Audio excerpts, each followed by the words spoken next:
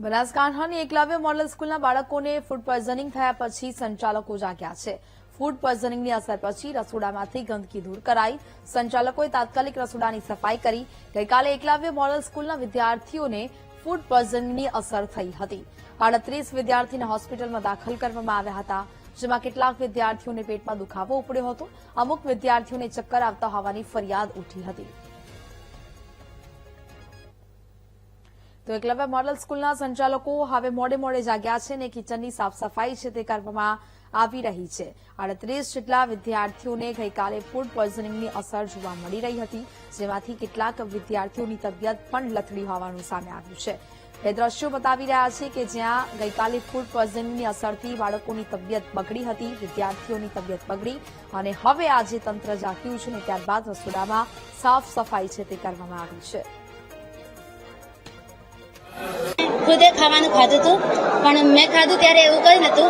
અમુક લોકો બીમાર થયા, એવું કહેવામાં આવે ઉલટી આવે, ચક્કર આવે ને માથું દુખાતું, એમ કે એમને એમ્બ્યુલન્સ આવી હતી ને એમને લઈ ગયા હતા હોસ્પિટલમાં ને ટ્રીટમેન્ટ કરી હતી એમને। કાલે પાલક શાક રોટલી દાળ ભાત ને દહીં સલાડ પણ હતું। દરરોજ જેમ હાલ મળે એવું જ, હાલ મેં કીધું એવું જ દરરોજ મળે, પણ અલગ અલગ શાકભાજી મળે બસ। ना मैंने तकलीफ नहीं, हमारा अमीरगढ़ में इतनी तकलीफ नहीं। के बारे में तो जांच पूरा नहीं हुआ है और जांच के बाद ही हम बता सकते हैं कि इसका वास्तविक कारण क्या है।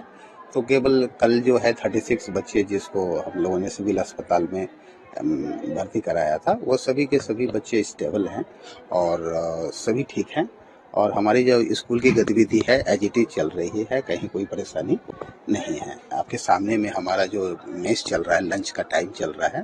गई काले सांजे तारीख 19 જે ફૂડ પોઈઝનિંગની ઘટના બની મોડેલ સ્કૂલની અંદર, એમાંથી અત્યાર સુધીમાં ટોટલ 43 બાળકોને અસર થવા પામેલી હતી। હાલ પરિસ્થિતિ નિયંત્રણ હેઠળ છે, નવા કેસો આવતા નથી, પણ જે કંઈ બાળકો છે એમની ઉંમરને ધ્યાને લઈ ડિહાઇડ્રેશન વધુ ના થાય એના માટે હાલ ખાલી ઓબ્ઝર્વેશન હેઠળ રાખવામાં આવેલા છે।